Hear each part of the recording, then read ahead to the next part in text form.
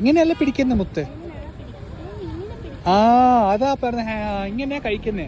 ഞാൻ +1 പഠിക്കുന്ന സമയത്ത് സ്കൂളിൽ നിന്ന് ഞങ്ങൾ കൊടൈക്കനാലിന് ട്രിപ്പ് പോയി. പോരുന്ന ദിവസം ആയപ്പോഴത്തേക്കും നമ്മൾ കുറച്ച് പൈസയിലേ കൊണ്ടുപോകത്തുള്ളൂ. അപ്പോൾ ഏകദേശം കയ്യിലെ പൈസയൊക്കെ തീരും.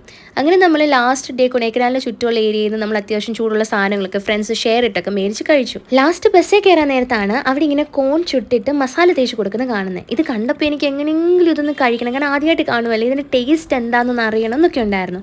കടം ചോദിച്ചപ്പോൾ ആടെയും കൈ പൈസയില്ല. ലാസ്റ്റ് ഞങ്ങളുടെ ക്ലാസ്സിൽ ഒരു കുട്ടി മാത്രം ഇത് മേടിച്ചു. അപ്പോൾ അവൾ ചിലർക്കൊക്കെ ചോദിച്ചപ്പം കഴിക്കാൻ കൊടുക്കുന്നതും കണ്ടു. എന്നാൽ പിന്നെ എന്ത് വരട്ടെ എന്ന് വിചാരിച്ച് ഞാൻ ആളോട് ചോദിച്ചു, ജസ്റ്റ് ഒന്ന് ടേസ്റ്റ് നോക്കാൻ തരാമോന്ന്. പുള്ളിക്കാരി എൻ്റെ മുഖത്ത് നോക്കി വളരെ സ്ട്രെയിറ്റ് ആയിട്ട് തരത്തില്ല എന്ന് പറഞ്ഞു. എനിക്ക് തരത്തില്ല എന്ന് പറഞ്ഞതിലല്ല, പുള്ളിക്കാരി അത്യാവശ്യം നല്ല റൂഡായിട്ടാണ് പറഞ്ഞത്. അതെനിക്ക് ഭയങ്കര വിഷമമായിപ്പോയി. എനിക്ക് മാനം കെട്ടുപോണം കൈപ്പോയി. കാരണം എന്താണെന്ന് വെച്ചാൽ കൂടുതലൊരു കാണുകയും ചെയ്തു, സാധനമായിട്ട് കിട്ടിയതുമില്ല.